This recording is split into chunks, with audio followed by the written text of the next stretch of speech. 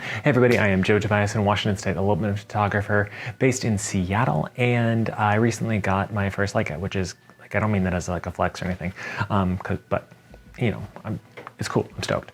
Anyway, but with that, the lens that came with it was pretty crappy, like had a bunch of junk in it and stuff. And if you've seen my videos on the Leica before and here, you might have seen like there's a bunch of flariness and stuff. So needless to say, I need to buy a new lens.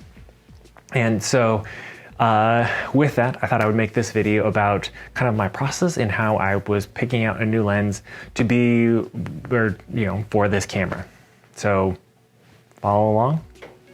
So with this, I was lucky enough that I have a friend who was trying to sell two different lenses, and that friend let me use them both in order to test them out and figure out which one was going to best fit my needs. And so with that, the two lenses I was choosing between was the Voigtlander 28mm f2 and the 7artisans 35mm f1.4. So with that, I have a rule when I'm buying new gear is remind myself that whenever I'm buying something new, it needs to be there to solve a specific problem I already have. So for this, to buy a new lens, that is okay, because the lens I had was not working for me. It wasn't doing what I wanted it to. And so I needed to replace it. So that kind of fit my criteria there. So then the next step then is to find the tool that best fits your needs. And so with that, I want to pull back and say, like, what was I looking for? And as of right now, the Leica isn't going to be like a major part of my wedding work. So I didn't need something that was more like tight for portraits or something like that, because most of my portraits are either going to be taken on my 5D Mark IV or on something like my RZ67 or you know, a variety of other cameras like that. And so I didn't need that. And I definitely didn't need something crazy telephoto, just because that's not, I don't really ever shoot that kind of stuff. But what I knew I really wanted to be using this for was a couple of personal projects, and then also to be the camera that is always ready, the camera that always has film in it, the camera that's always on hand, that is slung around my side whenever we're leaving the house, that just becomes my everyday carry. And so partly to kind of replace my Yashica T4, which rest in peace camera, but also to be able to do that as something a little bit more versatile, a little bit bigger, faster, fancier. So knowing therefore that the thing I'm going to be using this most for is going to be either like in the house, in low light situations, or outdoors trying to like scene set. And so that really tells me that I kind of need a wide angle lens. And so, because I need to be able to be fairly close to my subject, but to be able to still tell a full story. And so that's why these two lenses came to mind, a 35 or a 28, knowing that those are going to be what I really need. So to start testing this out, I took the two lenses and I went to the Seattle Center, and I loaded up a roll of Kentmere 400 roll film into it, and went walking around and went trying to document just some time with Lena. And because, I mean, like I said, I want this camera to document life. I want this camera to be my everyday carrier, so this was exactly what I was going to practice. And I love going out in these times with her where there's kind of no point to what we're doing. We're just kind of playing around together. And unfortunately, like, the playground was closed, so we were literally just walking around looking at the fountain together. And it was fun, and it was fun to play with those and to document, and to be able to like look at the two lenses side by side, and to be able to compare the depth of field that they create, comparing like the 1.4 on the 35mm versus the f2 on the 28, and how those look a little bit different. But also to get a feel of them, to see how fast I'm able to react holding those.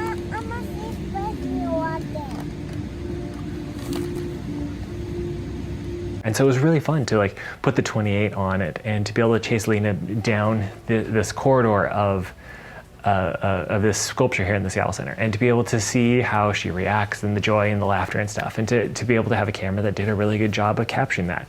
And then also to make these photos looking around the rest of the center, and to see just like to practice playing around with them, and to see which one responds better.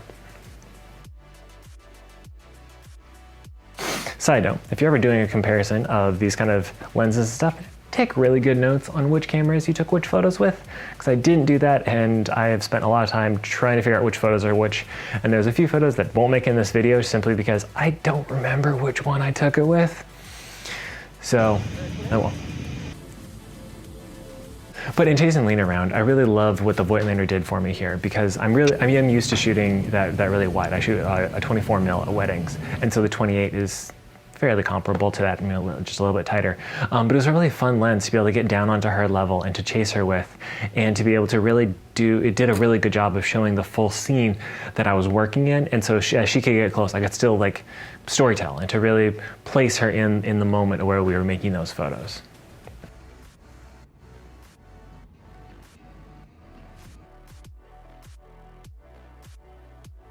And in shooting the 7artisans here, that was really the first time I'd used it. And one of the things that those are most known for is that you have to calibrate them yourself, which as a film shooting Leica is a bit of a problem. You can put tape on the back of it and try to adjust it yourself, but luckily because I was buying the second hand and I very much trusted the person I was buying from, I knew that it had already been calibrated, which was really nice to get that part out of the way and know that I had a lens I could just kind of trust to start working with.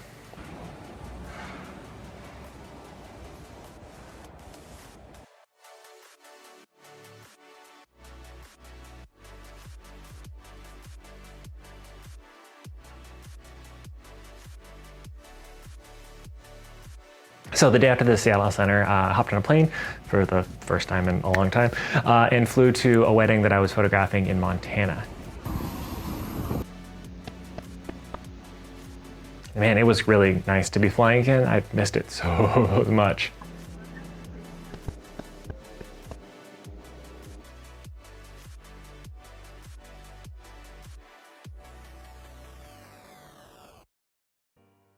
So I landed in Great Falls and immediately started taking photos I think I was taking photos before I was even off the property of the airport, and then had about an hour and a half drive to get from the airport to the town that I was going to be photographing in. But I definitely squeezed that hour and a half drive into 4 hours because I'm me. One thing that I had learned, as I said before in taking notes, I also know that I'm a terrible note taker on these kind of things. So I was trying to go longer stretches of using just one lens, whether it be half a roll or entire roll, and that really helped. So I started off like taking notes and changing every 10 to 12 photos I'd change the lens, and it really, by the end of the trip, I just would shoot an entire roll with one lens and then swap it out. That's it. It also, it was an interesting thing trying to learn how to make photos with such a wide lens though. Because like I'd said, it was really awesome when I was working with it in close proximity to Lena, in places where I was chasing her around, but to work in a wide open space, it's a very different experience because in that case, it's almost like so wide, it's hard to create direction for your subject, to find the thing that you're looking for, to be able to pull your viewer into that image. And it was so wide that that just gets hard, especially in like a kind of stark landscape that I was photographing. So some of these, like there definitely is maybe like the balance isn't right and stuff. Luckily that night the clouds were really interesting, and so that really helped maintain enough of a balance so that there wouldn't be either too much sky or too much foreground, because there was interesting things to fill the frame, but that also can be like it can be problematic. I mean, I would look back on photos that I took with my 24 millimeter, like when I went to Iceland way back in the day. And at that point, I think I really hated the ground for some reason. And I have a lot of photos with just like a lot of wasted sky space. And so working with such a wide lens, it can just be a challenge to learn how to find that balance in there. And especially when you're doing that with vertically oriented photos with the portrait orientation, which is just exceptionally tricky with such a wide lens. And then while using that, it was really interesting because that lens had a very pronounced aperture clicks. And so as I would focus, which was easy to do for sure, but then to be able to know every time I was clicking that click, click, click, click, click, click, click, click, like it really did a good job of making me know when I was moving between those various aperture blades. But that said, I was shooting on Kodak Gold 200, and so it didn't take too long before the light started to dissipate enough that I was starting to struggle to be shooting at 200 with f2 and still keep hand holding, and I was too lazy to pull up the tripod. So at that point, I switched over and put the 35 millimeter in just because I could move it, because as a 1.4 lens, I knew that I would be able to pull a little bit extra light out of there, and again, to go longer without having to use my tripod. All right, I'll admit, sometimes I'm lazy and I take photos in the car.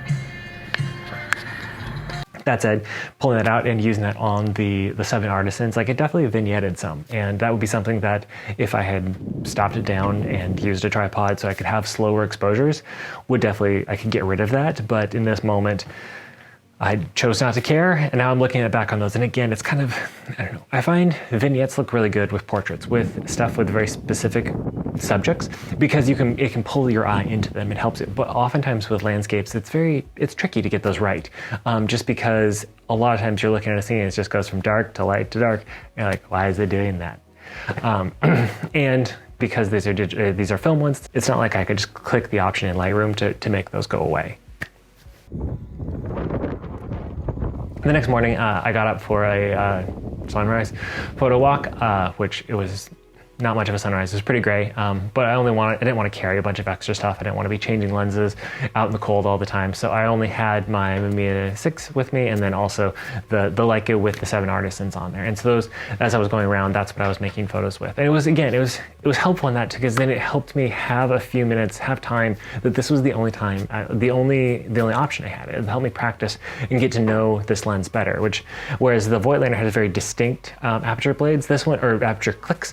This one, it does have like indentations as you're rotating it around, but not to the point that they're very pronounced. And so it's a very smooth one, and you can definitely kind of put it in between and kind of like halvesy it if you, for some reason, want to be even more precise with your aperture sizes. That said, it was also really cold, so it would be a little bit harder to know exactly where I was, just because my fingers were chilly, and that all metal Leica with a metal lens was really wearing on those digits. But with that, I really did feel like I was enjoying the 35mm width in that one with that particular lens, just because it was, in that moment, it was feeling like I was able to shoot both horizontally and in portrait orientation really easily. I could pull subjects out of the foreground and the background with that extra aperture, and I really was happy with how those images came together, even if the lighting itself was pretty boring, which I will admit that I'm not the greatest person with like subdued light on film. I still haven't quite learned how to maximize that, and so I don't know, these photos I find them to be okay, but they're not what I do best yet, but it's still like it was a good experience in practicing with that lens.